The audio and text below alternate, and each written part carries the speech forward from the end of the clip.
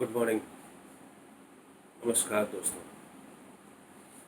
One question which has been bothering lot of people worldwide is thoughts, issue of thoughts। ये कोई किसी particular age group की समस्या नहीं, वयस्क से लेकर के एडोलसेंस से शुरू होकर के और बहुत उम्र तक चलने वाली एक समस्या है। विचार, नेगेटिव नेगेटिव थॉट्स। क्या है विचार? क्यों है विचार? ये अंतर्द्वंद 13, 14, 15 साल से शुरू हो जाता है एक आदमी की लाइफ में, और कई कई बार तो बढ़ते दम तक रहता है। आखिर क्यों मुझे विचार आते हैं? आखिर मैं इन विचारों से क्यों ग्रस्त हूँ? और इसी के चलते फिर वो साइकोलॉजिस्ट से मिलता है, साइकेट्रिस्ट से मिलता है, और बहुत बार तो ये व्यथा अकेला ही सहता रहता है या सहती रहती है। मेरा पर्पस इस वीडियो को बनाने का सिर्फ इतना है कि मैं ये बता सकूं कि ये विचार है क्या और इससे कितना परेशान होने की ज़रूरत है। Let me tell you my young friends and my old friends कि विचार ये एक नॉर्मल प्रोसेस है। Thoughts is a normal process. Negative, positive is just feeling. आप ये मान के चलिए कि वी हैव बीन, और body and brain has been, from the time that we are born, we have lived through stone ages. Therefore our body and brains are accustomed to certain emotions and feelings, and our brain is accustomed to make us prepared for certain insurgencies. For instance, हमारा brain हमको तैयार रखता है किसी भी situation के लिए, fight और फ्लाइट रिस्पॉन्स के लिए, लड़ो या भागो। हमारे ब्रेन का जो मेन पर्पस है वो है हमें तैयार रखना। मेन पर्पस मैं नहीं कहूँगा, क्योंकि एक ब्रेन का बड़ा छोटा सा हिस्सा है जिसे हम कहते हैं रेप्टिलियन ब्रेन। वो रेप्टिलियन ब्रेन हमारे ब्रेन का एक छोटा सा हिस्सा है जिसका सारा पर्पस है कि हमें वो तैयार रखे फ्लाइट और फाइट रिस्पॉन्स के लिए। फ्लाइट और फाइट रिस्पॉन्स ब्रेन का आपको तैयार रखता है कि आप लड़ें या भागें किसी भी अकस्मात सिचुएशन में। जैसे जंगल में आपके सामने शेर आ गया, जंगल में आपके सामने जानवर आ गया, तो आपको भागना पड़ता है या लड़ना पड़ता है। ये चॉइस आपकी। आपका ब्रेन आपको उसके लिए तैयार करता है, क्योंकि लड़ने और भागने दोनों के लिए शक्ति और सामर्थ्य चाहिए। उस समय ब्रेन आपके शरीर के सारे अंगों से शक्ति खींच के आपके उस अंग में डाल देता है जिसकी ज़रूरत उस समय सबसे ज़्यादा है। यानी कि आपके दिल में, आपके दिल की धड़कन बढ़ जाती है, आपका चेहरा लाल हो जाता है, आपको पसीना आने लगता है, आप भागने के लिए तैयार होते हैं, आप एक जगह बैठ नहीं पाते हैं। These are all classical symptoms of panic attacks. आज जिसे हम पैनिक अटैक कहते हैं वो और कुछ भी नहीं है बल्कि हमारा फ्लाइट और फाइट रिस्पॉन्स है बॉडी का। डॉक्टरों ने इसको पैनिक अटैक का नाम दिया है मॉडर्न साइंस में, मॉडर्न टाइम्स में। मेरा मानना ये है कि फ्लाइट और फाइट रिस्पॉन्स ही है इसे पैनिक अटैक कहा गया। पैनिक अटैक और कुछ नहीं। तो बॉडी आपकी, आपका ब्रेन आपको तैयार रखता है फाइट और फ्लाइट रिस्पॉन्स के लिए हर परिस्थिति में। बट अब ब्रेन को क्या मालूम, रेप्टिलियन ब्रेन को क्या मालूम, क्या आप आज जिस समाज में रह रहे हैं वो समाज मॉडर्न सोसाइटी है जहाँ शेर नहीं है, जहाँ चीते नहीं मिलते आपको, परिस्थितियाँ मिलती हैं। आज वो रेप्टिलियन ब्रेन इन्हीं परिस्थितियों को, इन्हीं समस्याओं को, इन दुविधाओं को, इन सिचुएशंस को शेर और चीता बना के आपके सामने प्रस्तुत कर देता है और आपको प्रिपेयर कर देता है कि आप लड़े या भागें।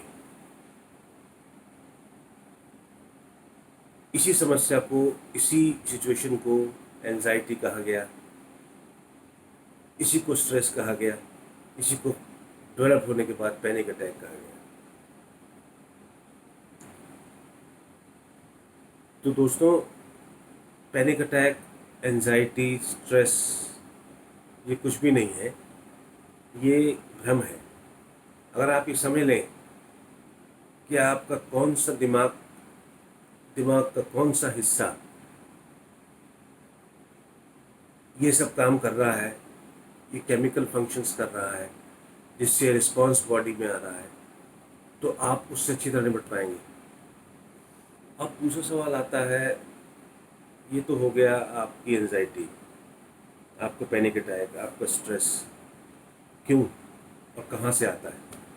दूसरा सवाल, अब मेरे थोड़े जवान दोस्त मेरे से करते हैं कि ये नेगेटिव थॉट्स क्यों आती हैं, इरेशनल थॉट्स क्यों आती हैं, इंट्रूसिव थॉट्स क्या होती हैं। जब से हम होश संभालते हैं, जब से हम बड़े होते हैं, जब से हम व्यसक होते हैं, जब से हमारे हार्मोन्स डेवलप होते हैं, हमारे शरीर की कुछ प्रक्रियाएं एक्टिव हो जाती हैं, हम समझने लगते हैं कि हम चाहते क्या हैं। उस समय से अंतर्द्वंद शुरू हो जाता है, और अंतर्द्वंद लोगों के लिए ज़्यादा है जो कहीं ना कहीं स्पिरिचुअल ज़्यादा है, जिनके अंदर स्पिरिचुअल बेंट ऑफ माइंड है। ये जो खिंचाव है, एक तरफ स्पिरिचुअलिटी का, एक तरफ सेक्सुअलिटी का, ये खिंचाव आप महसूस करेंगे, वो लोग ज़्यादा महसूस करेंगे जो लोग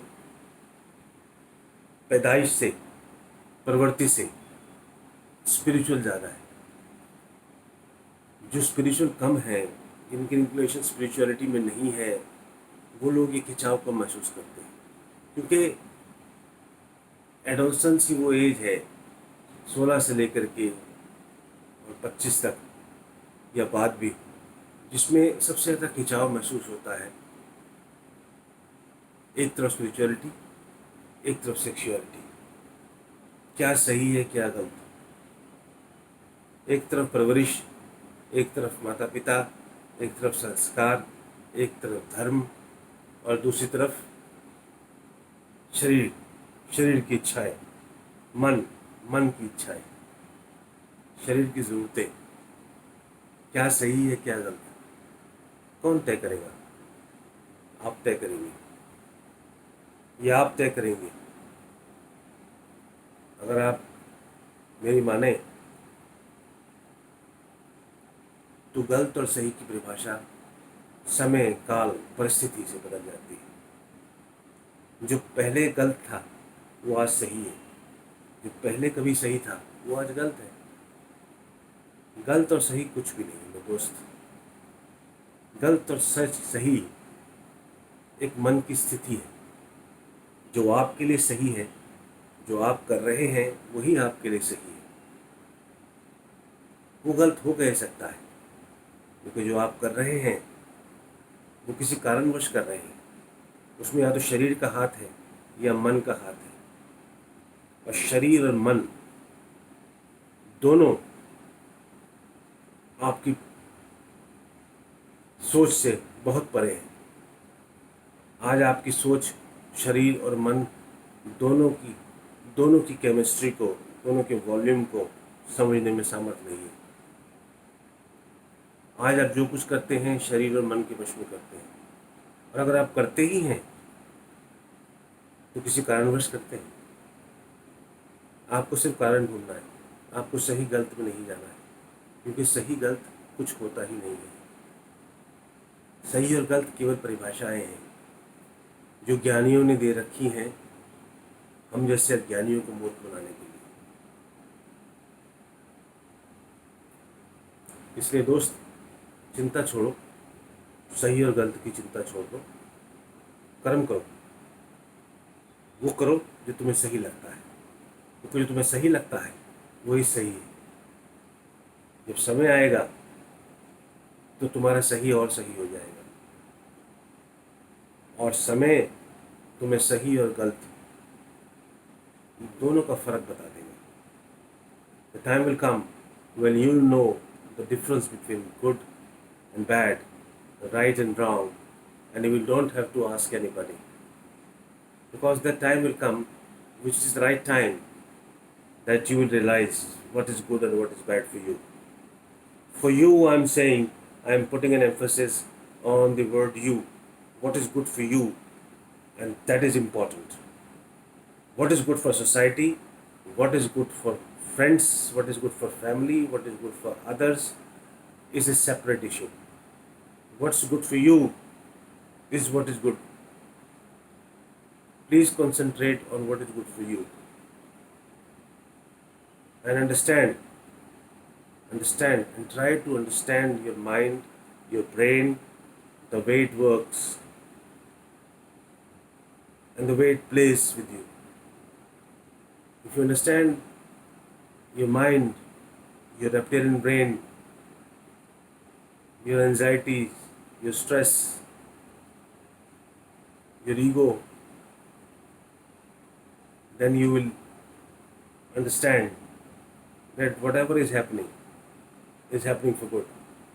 Whatever is happening has to happen. So please be happy, love everybody, and don't bask in ego or guilt. That would be my next topic. Ego or guilt.